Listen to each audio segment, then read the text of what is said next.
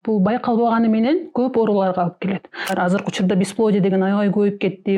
Анткени элестетиңиз, баягы бейтап 150-100 килограммдан жогору болсун, ошол нагрузканын баардыгы биздин суставтарга, ошол эле позвоночный столбко колоссальный нагрузка болот да. Көп нерсе үй бүлөдөн башталат да. Баягы үй бүлө маданиятын биринчи орунга коюш керек. Туура тамактануу дегенде гарвардский метод же болбосо метод тарелки деген бар. Анан жок, мен бул уколду эле сайынып алып башка каалаган тамагымды жейм, мен физзарядка жасабайм деген бул эффект болот, бирок аябай аз болот. Биз кыргызбыз да, биздин баягы жашоо турмушубуз, тамак аш маданияты башкачараак да. Биз бир врачка келдиңиз, анын айткан рекомендация сизге жакпай атса же купулуңузга толбой атса, башка врачка барып консультация алыш, адан чыгып дагы үчүнчү, экинчи мненияны угуш бул нормалдуу көрүнүш. Азыркы учурда баягы 21-кылымда бизде көбүнчө жашоонун узактыгына эмес, качествосуна карап калбадыкпы?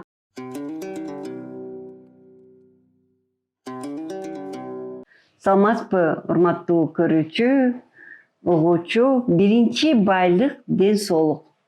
Бул лакап илгертен келаткан кыргыздын лакапы. Ушунчалык мааниси көп. Бирок эмнегедир ушул ден соолукту унутуп баратабыз. Ден соолугуң болбосо бирөөгө кор болуп каласың. Ошон үчүн бүгүнкү биздин бирден бир ден соолукка өтө эле зыян алып келген ашыкча салмак жөнүндө темабыз. Мен тааныштырып кетсем, менин атым Жипар Керималиева, кесибим мен врачмын. Бирок бүгүн биз адисти чакырдык. Биздин коногубуз Айсулуу айым. Айсулуу айым, өзүңүздүн дары жолу каерде иштейсиз? Фамилияңызды айтып койсоңуз. Саламатсызбы? Жипар эжесине чоң рахмат. Ошентип подкастка чакырып, аз да болсо биздин калкка медициналык жактан информациялар бөлүшүп, маалымат берип атсаңызга жалпы эле врачтардын атынан жана жеке өзүмдүн атынан терең ыраазычылык билдирем. Өзүм жөнүндө айта кетейин. Мен врач-эндокринолог Стамкулова Айсулуу Болотовна. Азыркы учурда эндокринологиялык борбордо врач-эндокринолог болуп эмгектенип жатам. Айсулуу айым, ашыкча салмак. Бул аябай проблема, ашыкча салмак. Эмне үчүн?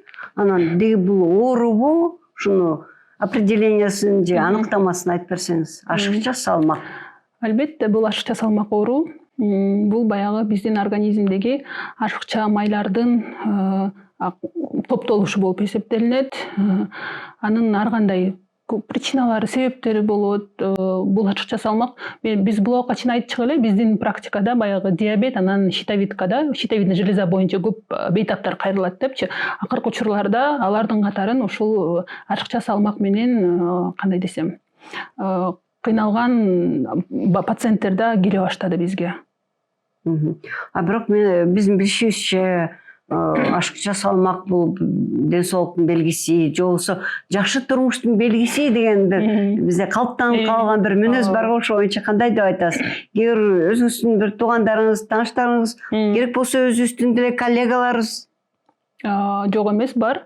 Алар көп деп айтсам да болот. Анткени бул ашыкча салмактын көбөйүшү баягы жашоо шарттын өзгөрүшү менен, баягы урбанизациянын күчөшү менен да, тамакты биз көбүнчө азыркы учурда үйдөн эмес көчөдөн тамак жеп калды көпчүлүгү. Ошол учурда баягы фастфудтардын, анын составындагы транс жирлердин көп болушу, таттууларды аябай көп өлчөмдө колдонуп баштадык. И биздин жумушубуз баардыгыбыздыкы отуруп, сидячий работа, компьютер менен, ноутбуктар менен үйдөн жумуш деп жанагы дистанцион деп ушундай жумуштар болуп калды да. Демек, кыймыл аракеттин аздыгы, ошол эле стресстин аябай чоң таасири бар. Ошолордун баардыгы чогулуп келип, уйкунун бузулушу бул ашыкча салмакка алып келет. Анан эң негизги себеп бул баягы биздин организмге түшкөн энергияны кайра бөлүнүп чыгышынын ортосундагы тең салмалуулуктун жоголушу. Анткени биз көп энергияны тамак аркылуу кабыл алып жеп алабыз, анан ошону кайра бөлүп чыгыш үчүн кыймыл аракет жасабайбыз да. Анан баягы жирный адипоциз деп коет, жирный клеткалар биздин организмде сакталып көп өлчөмдө кала берет. Демек себептеринен мынакей азыр экөөнү айтып кеттиңиз, бул калган безинен щитовидкадан деп ошонун проблемасынан бул эми канча пайызды алат? Ошондой эле тамак деп айтып кеттиңиз. Көбүнчө баягы статистика боюнча алиментарный ожирение деп коет. Бул тамак аштын кесепетинин көп колдондуктан пайда болгон ашыкча салмактуулук. Экинчиден бул кыймылдын жоктугу, физикалык жактан аз кыймылдуулук. Ал эми үчүнчүдөн баягы кошумча оорулар. Ошол эле калкан безинин нормадан аз иштеши. Баягы гипотиреоз деп коет да. Ошол да ашыкча салмактуулукка алып келет. Эгер гормоналдык жактан дагы айтып кетсем, биздин баягы бөйрөктүн үстүндө дагы бир без бар. Ал надпочечники деп коет. Ошол бездин дагы туура эмес иштеши, стресстин көп болушу, психологиялык жактан да болушу мүмкүн да. Ошондой. Ал эми төрөттөн кийин послеродовой депрессиядан да ошол учурда көбүрөөк тамактанып алышыбыз да мүмкүн. Ошолордун баардыгы биригип келип, бул ашыкча салмактуулукка алып келет. Тугумгучулук да бар. Ал дагы бар. Эми көпчүлүгү эле айтат да, менин апам, атам толук болчу, мен да толук болом деп. Ошого кандай деп ойлойсуз? Эгерде бейтап өзүнүн тукумунда ашыкча салмактуулук бар экенин билсе, анда ал өзүнүн качан гана осознанно болгондо, ошол учурдан баштап профилактика кылып башташ керек. Анын жолдору оңой, аны ар бир биздин бейтап билет. Ошол эле туура тамактануу, ошол эле физикалык жактан машыгуу болуп эсептелинет да. Анан менин ата-энем толук, же болбосо менин тукумдагы эже байкелердин баары толук, мен ушундай ашыкча салмактуулук менен жүргөнгө болот дегенди укуктуумун деп мындай туура кабыл алуу бул болбойт, андай эмес. Кандай проблемага алып келет? Кандай көйгөйгө алып келет бул оору? Бул бич современности деп коет. Ожирение бул байкалбаганы менен көп ооруларга алып келет. Биз мисалы үчүн карапайым калк көп көңүл бурбайбызбыз. Баягы арык, толук, кандай десем, эгер ал адам ашыкча салмактуулук болсо, аны эч кандай оору деп биз санабайбыз. Негизинде бунун түпкүрүндө көп оорулар жатат. Ошол эле сахарный диабет. Ошол эле биздин пациенттер сахарный диабет оорусу, жүрөк кан тамырлары оорусу, инфаркт, инсульт, дагы баягы репродуктивдүү жактан дагы проблемалар. Азыркы учурда бесплодие деген аябай көбөйүп кетти. Дагы гинекологический жактан да проблемалар болушу мүмкүн. СПКЯ деп коет, синдром поликистозных яичников. Ошондойго алып келиши мүмкүн. Суставтардын оорулушуна алып келиши мүмкүн. Баягы омуртка, позвоночниктин патологиясына алып келиши мүмкүн. Анткени элестетиңиз, баягы бейтап 150-100 килограммдан жогору болсун, ошол нагрузканын баардыгы, ошол вес организмди иштете турган жүрөккө залал келип атат. Ошондой оор вести көтөрүш үчүн биздин суставтарга, ошол эле позвоночный столбко колоссальный нагрузка болот да. Ошонун баардыгынан биз башталат, тизем ооруп атыр деп. Жүрөктөн проблема болуп кардиологко барышат, инфаркт, инсульт алып калышып атат да. Тизелер ооруп баспай калган учурлар да көп да, ал да бар. Биз ошол эле причинасын эмес, осложнениясын лечение кыла беребиз, анан түпкү причинасын көп көңүл бура бербейбиз да. Ушул жагы мындай, кандай десем, кейиштүү да. Жана айтып кетпедикпи, үй бүлөлүк депчи. Мен ошол жөнүндө да кошумча айткым келет да. Жакында бир ушундай бир өзүм эме болдум, күбө болдум да. Энеси толук, атасы толук, анан балдары да аябай толук экен. Кудай сактасын деш керек баардык жерденчи. Бирок мен ойлоп койдум, ичкен тамагын көрдүм. Бир чайга 7-8 кашык кумшекер кошту. Тамакты ушундай көп жешет экен. Анан каяктагы ген, каяктагы эмне? Бул жерде көп нерсе үй бүлөдөн башталат да. Баягы үй бүлө маданиятын биринчи орунга коюш керек да. Анткени кичинекей бала каяктан билсин, ал баягы бул тамакты көп жеш керек, бул тамакты аз жеш керек депчи, баардыгына үлгү болуп, бир туугандары, ата-энеси кандай тамакты алып келсе, кийин бала да ошондой, кандай десем, рациондо өсүп чоңоет да. Эгерде жаштайынан баштап баягы жашылча жемиштерге көп колдонгонду үйрөтсөк, машыкканды, допустим, да, ата-энеси же болбосо бир туугандары физикалык жактан машыгып атса, ал бала деле келечекте уже на уровне подсознания чоңойгондо өзү ошону кайталап башташ керек деп ойлойм да менчи. Ооба, бул көп туура айтасыз. Бир Японияга барганда сүйлөшүп калдык да, көпчүлүгү арык, анан кийин дегенде биз дейт эмне жөнүндө сүйлөшөсүңөр десем, биз дейт көбүнчө тамак жөнүндө сүйлөшөбүз дейт. А мен таң калып, барыңар арыксыңар, эмнеге тамак жөнүндө сүйлөшөсүңөр десем, туура тамактануунун ыкмалары жөнүндө сүйлөшөбүз дейт. Кандайча туура тамактанганда тамактануу керек жөнүндө. Түшүндүм. Туура тамактануу бул көп нерсенин алдын алат. Көпчүлүк оорулардын да, жүрөк кан тамыр оорулардын, баягы холестериндин жогорулап кетишинин, кант диабетин алдын алуу боюнча да көп жактан кандай десем, бул көп оорулардын алдын алуу болот. Туура тамактануу дегенде гарвардский метод же болбосо метод тарелки деген бар. Сиздер үйдөн эле колдонуп аткан тарелкаңыздарды мысленно 3кө бөлөсүздөр. 3кө бөлүп, 3төн жарымысы 50% дейин, 50%-ын баягы жер жемиштерге толтуруңуздар. Ошол эле салат, бадыран, капуста айырмасы жок. 25%-ын бул белок болсун, ал эми 25% углевод болсун. Бул жерден белок дегенге эмнелер кирет? Кошумчалап түшүндүрүп, жалпылап айтып кетейин. Белок дегенге бул эт кирет. Эттин түрү. Ошол эле тооктун, индюктун эти, балык, койдун, уйдун эттери да, булардын бардыгы белокко кирет. Сыр, жылкынын эти, албетте чучук белокко кирет. Сыр, творог бунун баары белокко кирет. Ал эми углеводдорго ошол эле күрүч, макарон, картошка, горох жана башкалардын бардыгы бул углеводдорго кирет. Жер жемиштер билесиздер, баягы жашылча салаттын түрлөрү, ошол эле листья салата, руккола болушу мүмкүн, огурцы, бадыран да, помидор, капуста айырмасы жок. Ошентип, ошол тарелканы толтуруп жейсиздер, бир жегенде эле сиздер баягы жашылча жер жемиштерден көп клетчаткаларды, витаминдерди аласыздар да, белоктон, углеводдон өзүңүздөргө организмге керектүү болгон бардык пайдалуу заттарды ала аласыздар. Эми ар ким өзүнүн шартына жараша колдонот деңиз, бирок эгер шарт болсо, ушундай метод менен тамактануу бул аябай туура болот да. Бул арзан да. Шарт деген биз Кыргызстанда жашайбыз, жашылча толтура, эт толтура, Анан суусундуктарды колдон келсе таза суу ичиш керек да. Биздин баягы газ жок, таза суу, таттуу сууларды азайтыш керек, фанта, кола, ошол эле натуральный сокторду баягы биз диабет менен ооруганда ичкенге уруксат бербейбиз аларды. Натуралдуу ичиңиздер биздин там чалап бар, аралаш, максым жана башка суусундуктар, сууду көп ичиңиздер, анан туура тамактан. Анан айтып кетти элем, бизде түшүнүк бар, баягы интервальный голодание деп коюшат.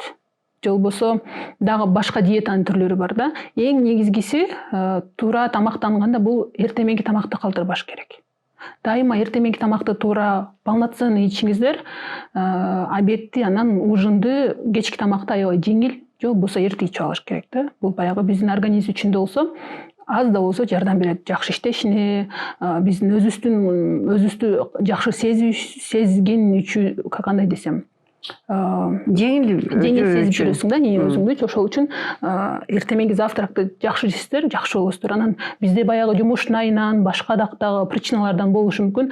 Завтракты да, обедти да ичпей, анан кечинде 2 в 1, 3 в 1 ичип алабыз, и анан кыйналабыз да. И баягы кечинде ичкенден кийин ал энергияны алдык да биз тамактан, аны эч кандай расход кылган жокпуз. Анан баягы мен жогоруда айткандай жатып алабыз, кыймыл жок. Анан баягы майлардын баары, жырлар баары отложение болуп кала берет. Анан ашыкча салмактуулук келип чыгат да. Мен ойлойм, азыр бизди көрүп аткан көрүүчүлөрдүн баары тең суроо сурайт. Кандайча тез арыктасак болот депчи. Сиздин оюңуз? Тез арыктагандан бурун биринчи туура арыкташ керек. Анткени элестетиңиз, организмде өзү 100-150 килограмм болуп, анан резко арыктап кеткенде 90-80 килограмм болгондо бул организм үчүн өзү чоң стресс болушу мүмкүн. Ошол үчүн биринчи туура арыкташ керек. Эң биринчи метод бул жерден кандай десем, индивидуалдуу болот, канча весине жараша да. Эгер аябай 150 килограмм адан ашык болсо, диета менен баягы кандайдыр бир ыкмаларды колдонуп арыкташ өтө кыйын болот. Анда уже баягы хирургиялык жактан жардамга муктаж болушат да. Эгер нормадан өтө көп эмес болсо, анда диета менен баягы спортту кошуп, интенсивдүү спорт менен машыгып, туура тамактанып байкап көрөбүз. Эгер бунун негизинде эч кандай жыйынтык болбосо, анда баягы медициналык жактан таблеткаларга келебиз. Ал таблеткалар азыркы учурда аябай көп, баарыңыздар билесиздер, там уколунда сайышып атат, таблеткасын ичип атат, китайский таблетка деп аны ичип атат. Бул жерден да врач менен биринчи консультация алып, анан гана колдонуш керек. Анткени ар бир препараттын противопоказания деп коет, өзүнүн побочный эффекттери да болушу мүмкүн. Башка органдарга, башка жириске залал келбеш үчүн биринчи консультациядан кийин колдонушубуз керек да. В общем, питание, спорт, анан дары-дармекти кошобуз. Эгер 3 компонент туура иштеп атканда бардыгы, питание, тамак ашы да, физикалык жактан, анан биз жанагы врач тарабынан назначение болгон таблетка болушу мүмкүн, же укол болушу мүмкүн. Баардыгы комплекс иштегенде гана вес түшүшү мүмкүн. Анан жок, мен бул уколду эле сайынып алып, башка каалаган тамагымды жейм, мен физзарядка жасабайм деген бул эффект болот, бирок аябай аз болот. Анан арыктаганда да кандай резко арыктап кетпеш керек да. Норма боюнча бир жумада 1 килограмм арыкташ өтө уже жакшы. Нормада. Ошондо бир айда болжол менен сиздер 3-4 килограмм салмак таштайсыздар да бир айда. Эмне үчүн сиздер деп мага карап атасыз? Бул биз баягы бейтаптар менен иштеп көбүнчө ошол көнүп калганбыз да. Ошондой да, сиз аны өзүңүздүн немеңизге кабыл албаңыз. Анда мен өзүмдүн весимди айтайын. Мен 65 жаштамын. Жашына да тууралуу, бул да эсепке киреби жашта?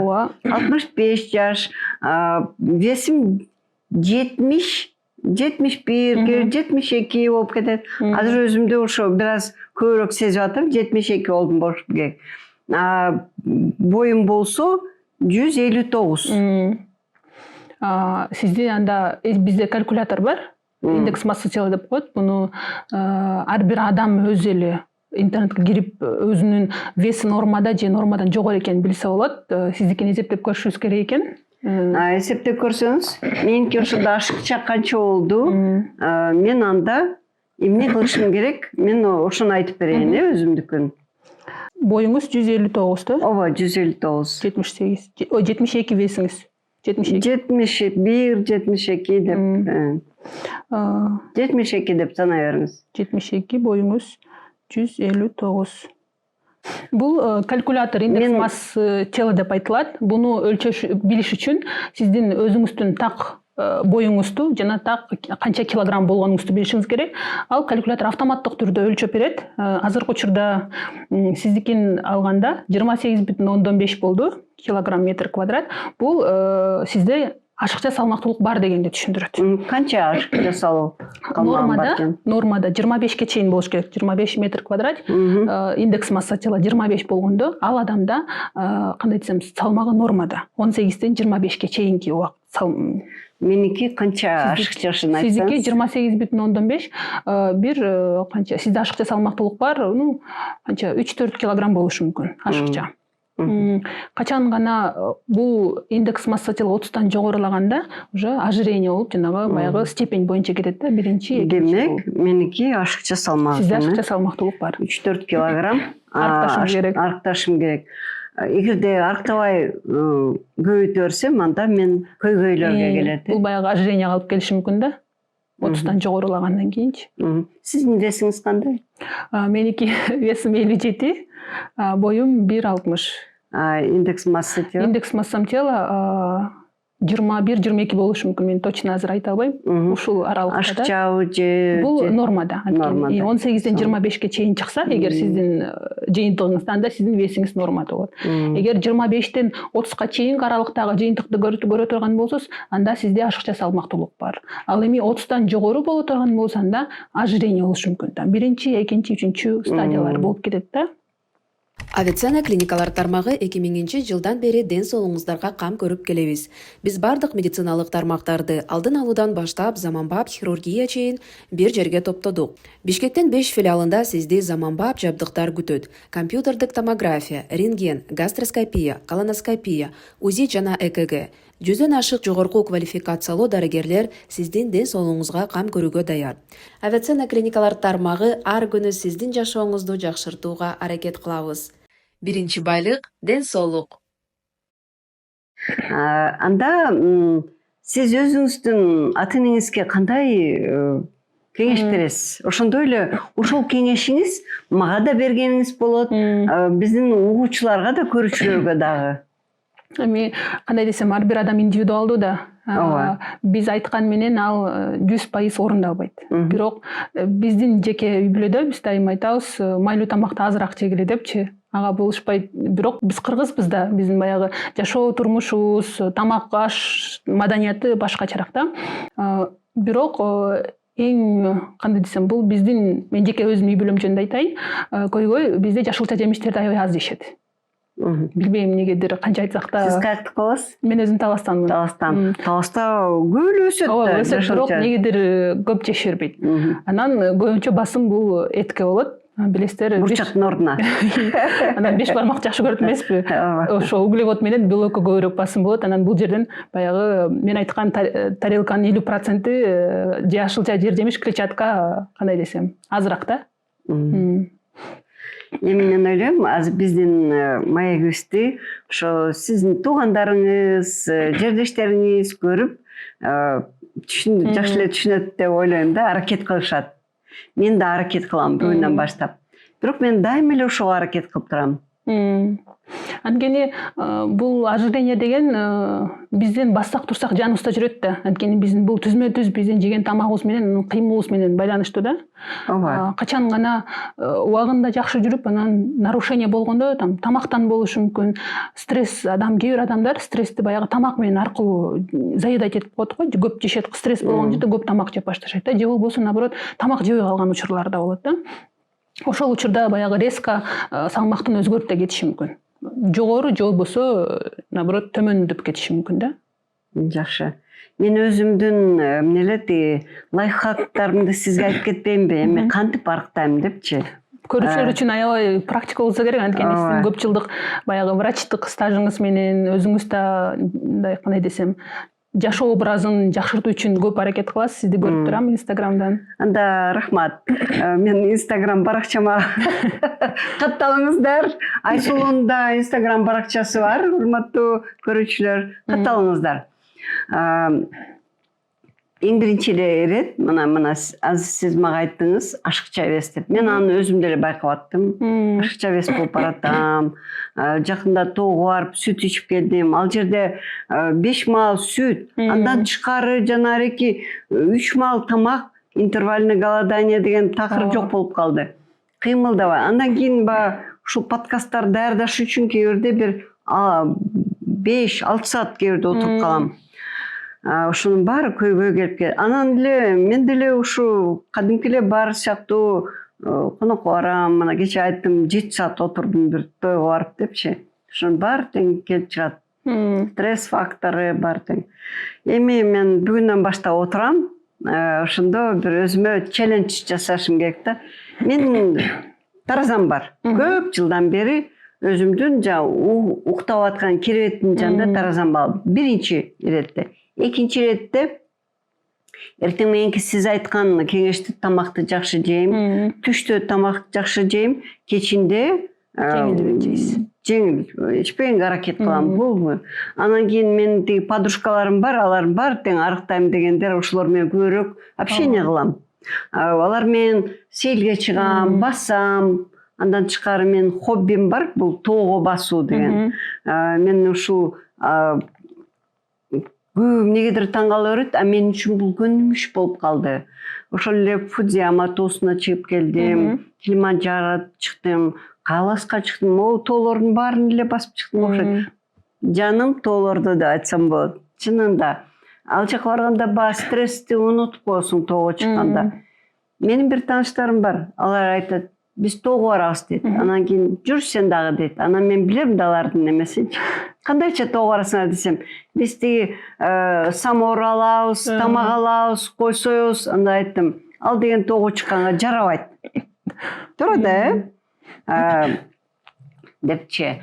Ошон үчүн басканга жараша кымындай эле керек болсо ошол күнү ичпей эле койсо болот. Биз буга чейин дагы подкасттарды өткөрдүк. Ачкачылык боюнча керек болсо ооруп аткан кезде тамак ичпей койсо да жакшы, грипп болуп аткан убакта ушундай. Так, сөз менен өтүп кеттим окшойт. Биринчи тараза, күнүгө таразага түшүп туруу. Анан жанагы сахарга текшеришим керек биринчи иретте. Анан өзүмө кандай десем, жагымдуу адамдар менен сүйлөшүп, алар дагы менин позициямды кармаш керек да, алар да арыктайм, басам деген кишилер мененчи. Ачууланбаганга аракет кылып, анткени алар менен бар общение болгондо жакшы мотивацияланам. Кыймыл эң эле жөнөкөй эле экен. Туурабы? Эң эле жөнөкөй. Ушулардын баарын колдонсо болот. Болуптур. Бүгүн тойго бардым. Ой, кечээ деп коеюн. Бүгүн тамак ичпей койсоң болот. Бирок азыраак.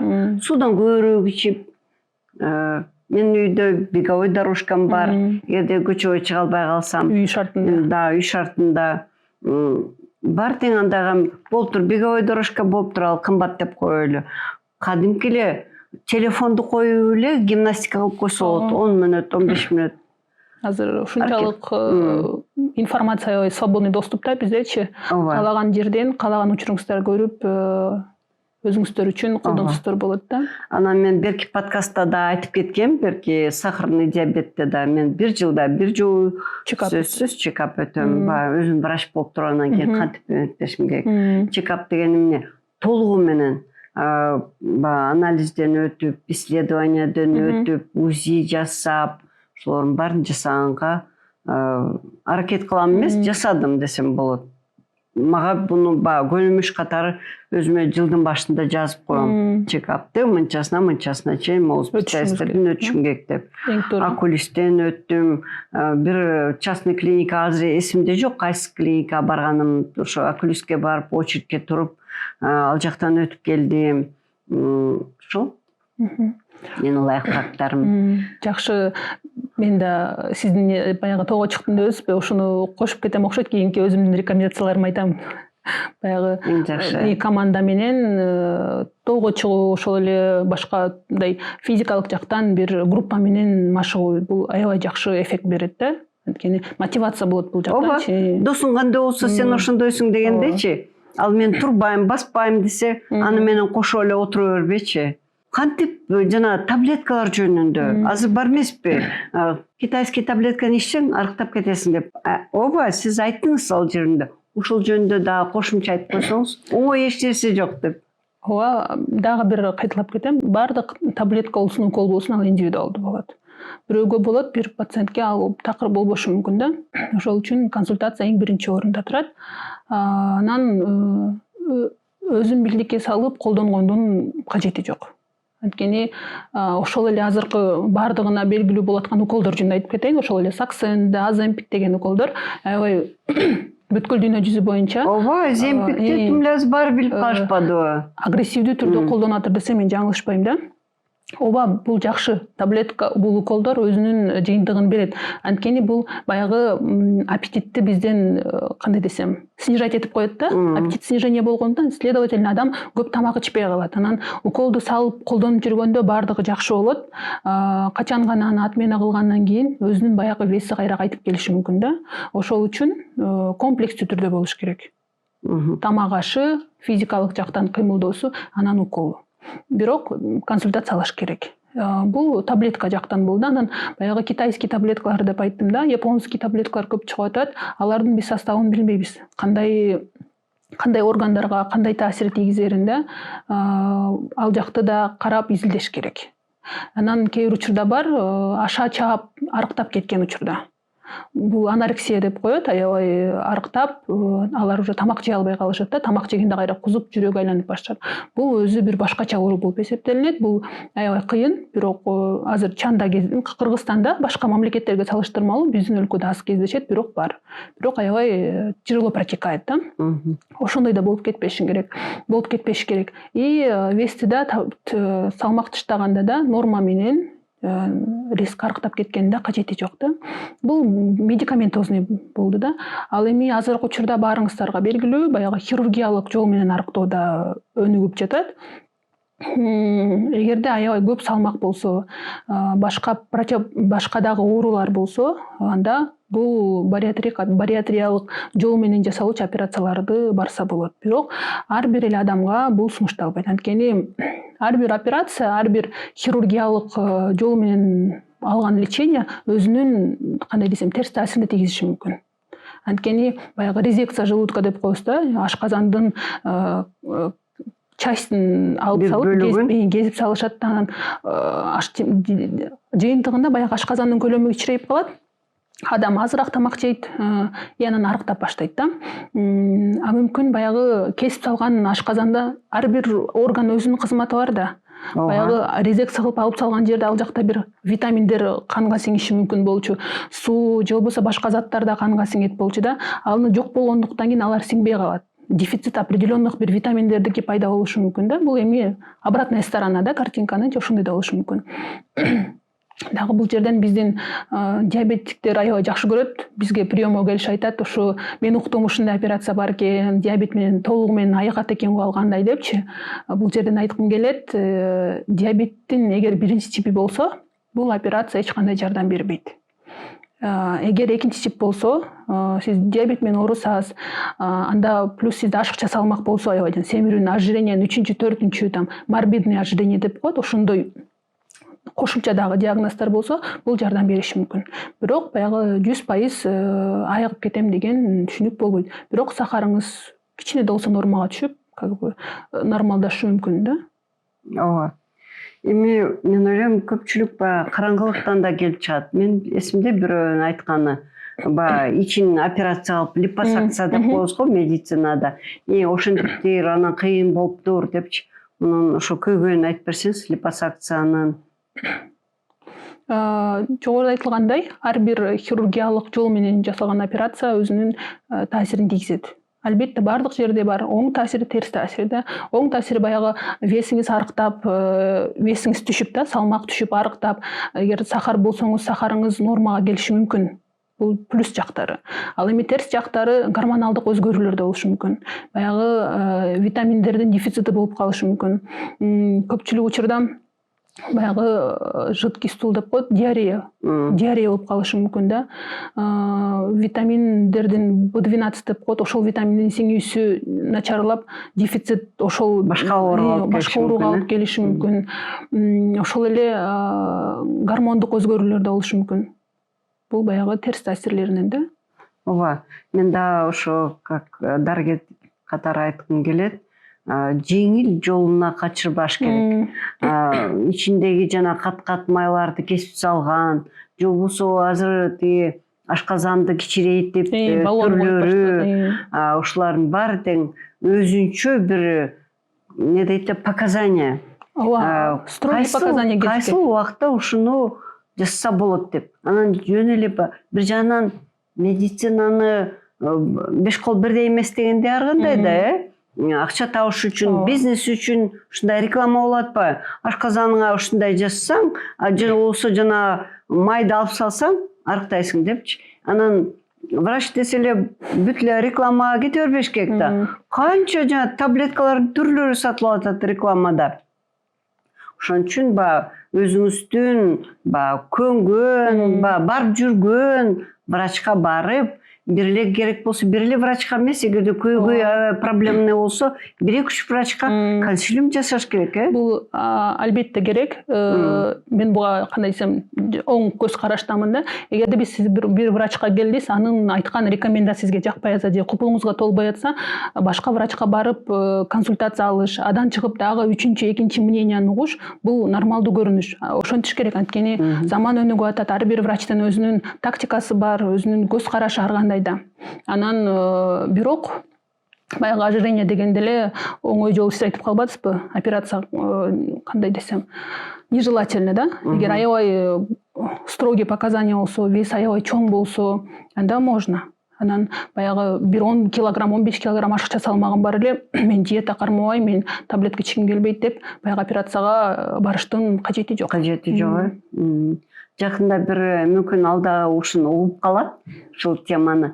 Өзүнүн салмагы өтө көп экен, анан айтат мен бир айда 10 килограмм арыкташым керек депчи. Бул туура эмес. Анткени ал башка ооруга алып келиши мүмкүн. Азастан, кичинеден арыкташ керек. Залга барып алып анан кийин аябай нагрузка кылып. Андайдын да кереги жок, анткени кандай гана болбосун аша чабып кеткенде биздин бүткүл ден соолугубузга өзүнүн залалына тиет да, терс таасирин тийгизиши мүмкүн. Ошол үчүн мен жогоруда айткандай, жумасына 1 килограмм, 1,5 килограмм бул эң жакшы көрүнүш, результат. Бул да жашына жараша да. Мисалы мага жумасына 1,5 килограмм өтө көп болуп кетет. Анткени мен аябай сниженный да. Жаштарга бир заматта сизге окшогон жаштар же 35тегилер бир жумада 1 килограмм түшүп салат. А бизде андай мүмкүнчүлүктөр канчалык улуу болгон сайын ошончолук ал мүмкүнчүлүк азыраак болот да. Анан бул жерден дагы мен көп айтам, практикада 3 кита деп коем. Баягы кан басымы, артериалдык холестерин, анан сахар. 3 показанияны дайыма карап жүрүш керек да, нормада болуш керек. Анткени баягы кан басымы канчалык жогору болгон сайын жүрөк кан тамыр оорулары көп келип чыгат. Ошол инфаркт, инсульт деп айтып атак да. Холестерин высокий болсо атеросклероз болуп, тромб болуп, кан айлануу системасы начарлайт. И биз айткан баягы диабет. Буларды дайыма 3 показанияны контролдоп туруш керек. Барды колдон келсе дайыма бир нормада кармаш керек да. Алда уже возрастына, стаж, канча жыл ооруганына, осложненияларына жараша болот. Кандай индивидуалдуу да. Сиз айткандай кыргыздарда деп. Эми бул оору керек болсо ошол Америкада көп өлкөлөрдө проблема эмеспи? Бирок ошо бир кыргыздарда бар го сөз. Улуу болгон сайын жаш весиң көбүрөөк болуш керек деген туура эмес понятие. Абсолютно туура эмес, Орустардын сөзү бар экен бир лишний вес не от возраста, а не от лет, а от котлет деген. Ооба, бул жашка карабайт. Бардык стандарттуу түрдө болуш керек. Сиз 80 жашта болосузбу, 30 жашта болосузбу? Тескерисинче менин жашымдагылар ушу оотур караш керек, весинче. Анткени жаш өткөн сайын вес кошкон сайын башка оорулардын пайда болушу көбүрөөк болот да, фактор риски көп жогору боло баштайт да. Ошол үчүн жашка карабайт, нормада болуш керек да. Эгерде сизде ашыкча гана салмак боло турган болсо, эң биринчи тамак ашты туура колдонуп, баягы жогоруда айтылган мета тарелканы колдонуп, буга кошумча физикалык көнүгүүлөрдү кошушуңуз керек. Бул баягы регулярный болуш керек да. Бир күн ичип экинчи күнү кайра буспай, дайыма такай колдонушуңуз керек.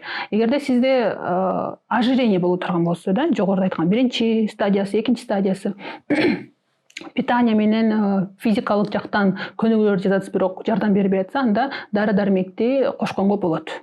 Бул жактан консультация алыш керек. Эгерде үчүнчүдөн сиздин весиңиз аябай жогору болсо, 130, 150, 140 килограмм болсун, бардык методдорду колдонуп көрдүз, эч кандай жыйынтык чыккан жок. Анда хирургдар менен, эндокринологдор менен баягы врачка барып, кошумча башка хирургдардан да консультация алып, баягы хирургиялык метод менен арыктоонун жолун билсеңиздер болот. Ооба. Эң биринчи дагы кайталап айтып кетем, бул стресстен арылуу, же болбосо азайтуу стрессти, анан туура тамактануу, убагында уктоо жана физикалык көнүгүүлөрдү жасоо. Бул эң алтын стандарттарын болуп да, золотой стандарт болуп эсептелет. Азыркы медицинада бар эмеспи? Жана азыр эсимде жок, кантип айтылат? Управляемый, неуправляемый деген латын тилиндечи. Бул оору эми адам өзү башкарса болот экен да. Өзү башкарып, анан колунан келет. Мисалы ошол өткөн эмеде сахарный диабет, ожирение, ушуну айтпай кеттириз, азыр айтып кетсек да болот. Бул меники сахарный диабет, аны мен өлдүм дебеш керек, Муну Анткени сиздер канчалык туура колдонсоздор, туура тамактансыздар, ошончолук сиздердин азыркы учурда баягы 21 кылымда бизде көбүнчө жашоонун узактыгына эмес, качествосуна карап калбадыкпы? Канчалык хоть 50 жыл, 60-70 жыл жашайын, ошол жыл баягы акыл эстүү өзү базып, өзү турган учурду көп карап калдык да, качествосун тейлеген. Ошол үчүн баягы канчалык кийинки жылдарда жашоом жакшы болсун, өзүмдү өзүм тейлейин, өзүм базайын деген болсо, азыртан баштап аракет кылыш керек деп ойлойм да менчи. Инсан. Мен да кошумча алып кетейин. Өзүн эле тейлебестен башка бирөөлөргө да жардам бериш керек. Ал деген айбайсыз сонунда. Мисалы ушул эле подкастты башка бирөөлөр менен бөлүшсөңүз, сиз да ушул салым кошконуңуз болот да, өзү үчүн эле жашабай. Айсулуу айым, сизге чоң рахмат. Ар дайым ден соолукта болуңуз. Сиздин биринчи байлыгыңыз ден соолук болсун, экинчи байлыгыңыз илимдүү болуңуз, билимдүү болуңуз. Ошондой эле биздин көрүүчүлөргө, угуучуларга дагы ушул эле каалоомду айтып кетем. Рахмат сизге келгениңизге. Рахмат. Рахмат.